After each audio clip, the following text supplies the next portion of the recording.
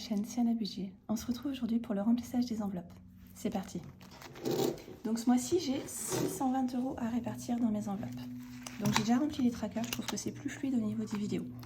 Donc pour l'alimentation, j'ai un budget de 200 €. Donc j'ai prévu 150 € en espèces et je garde 50 € en carte bleue sur le compte pour les fins de mois ou si j'ai envie de faire un drive. Donc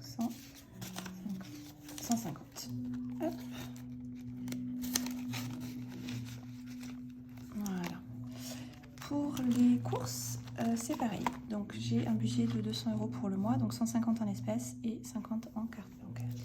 50, 100, 120, 140, 150. Hop. Je m'excuse si vous entendez un peu de bruit derrière, il y a la fête dans mon village et donc voilà, j'ai pas trop le choix. Bon, voilà, donc en personnel, j'ai 113 €, je vais remettre 30 € parce que je dois aller chez le coiffeur ce mois-ci. Donc 30 €. 20, 30. Hop, voilà.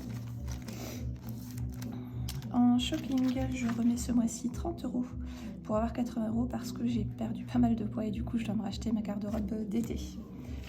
10, 20, hop, et 30.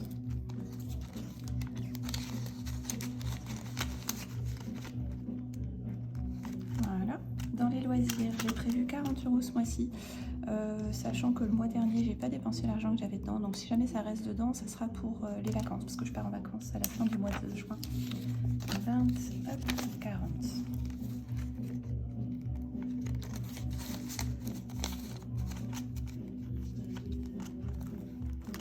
Et dans le divers, comme tous les mois, j'ai prévu 20 €. Voilà, hop, pour le classeur du mois. Ensuite, pardon pour le bruit, on passe au classeur plutôt épargne long terme ou voilà, c'est principalement du virtuel. Donc en entretien voiture, j'ai prévu 30 €, ce qui monte mon enveloppe à 460 €.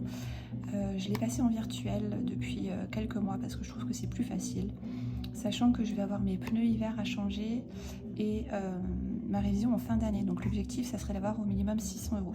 Donc je suis déjà à 460. Pour les animaux, je ne mets rien puisque j'avais atteint en février mon palier des 100 € pour les vaccins et la visite de contrôle pareil en fin d'année. Si jamais il devait y avoir une urgence, je sais que j'ai mon fonds de secours pour piocher dedans. Je me dis que 100 €, voilà, c'est principal. Il n'a pas trop de soucis de santé. Je vais toucher du bois pour l'instant parce que je sais que ça arrive vite, mais j'ai mon fonds de secours si vraiment il y avait besoin. Pour les anniversaires, donc j'ai décidé de passer aussi une partie en... Enfin, anniversaire, cadeau, Noël, pour moi c'est la même. Une partie sur le compte épargne pour pouvoir payer en CB parce qu'en fin d'année, c'est vrai que c'est plus facile pour les courses ou pour acheter un cadeau sur internet. Donc j'avais 120 € en espèces dans mon enveloppe et j'ai 30 € que je mets ce mois-ci en virtuel. Pour les vacances, c'est ma plus grosse enveloppe ce mois-ci. Je vais mettre 200 € parce que comme je vous l'ai dit, je pars à la fin du mois de juin. Donc ça me fera une enveloppe de 345 €. Donc 100, 140, 150, 160, 170, 180, 190 et 200. Voilà, donc comme vous le voyez, pour ce qui est de l'espèce, j'ai tout réparti. Hop. Voilà. Ensuite, en épargne, donc c'est pareil, c'est du virtuel. J'avais réussi à avoir mes 500 € d'épargne en espèces que j'ai rebasculé sur mon compte fin du mois parce que j'ai un projet d'achat immobilier en locatif. Donc je mets un maximum d'argent de côté sur mon compte. Donc là, je remets au mois de juin, pareil, 1100 € parce que il faut que j'ai la plus grosse somme de côté pour pouvoir avoir un apport conséquent. Donc ça me montrera mon enveloppe projet, donc c'est une autre enveloppe encore que mon épargne de précaution et que mes investissements, et donc on aura 2200 € dedans. Mon assurance propriétaire non occupant, pareil, 10 €, c'est à payer en fin d'année. J'en ai pour 130 €, donc je suis déjà à la moitié. Mon assurance auto, c'est pareil, je l'ai passé en virtuel parce que je la paye à l'année, je gagne presque 10%. Donc 10% sur 600 €, c'est déjà quand même une petite somme. Donc voilà, je mets de côté 52 € et donc je suis à 208 €.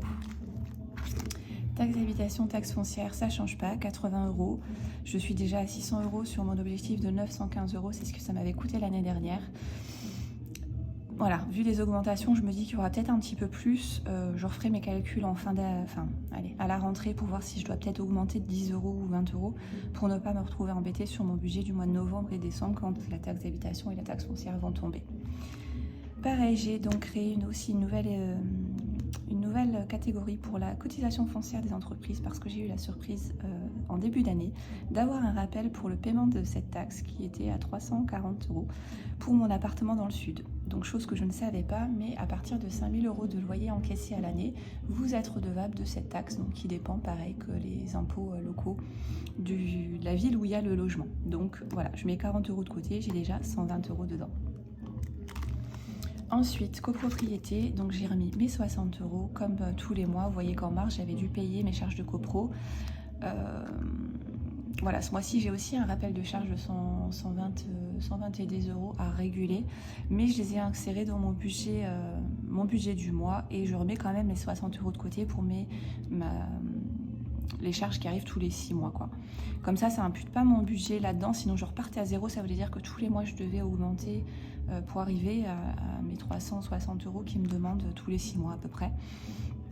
Donc j'ai fait le choix, comme je peux le faire, de payer cette facture dans mon budget et de garder mon enveloppe mensuelle, de mettre de côté pour payer le normal. La régularisation, je la prends comme une charge fixe, en fait, comme une facture. Voilà, donc c'est fini pour le remplissage de mes enveloppes. J'espère que ça vous a plu. N'hésitez pas à vous abonner. Pareil, vous pouvez aller faire un tour sur mon Insta et vous abonner. C'est vrai que pour l'instant, il n'y a pas grand-chose dessus, mais je m'y attelle pour que ça soit de plus en plus vivant. Voilà, je vous souhaite une bonne fin de journée et je vous dis à bientôt.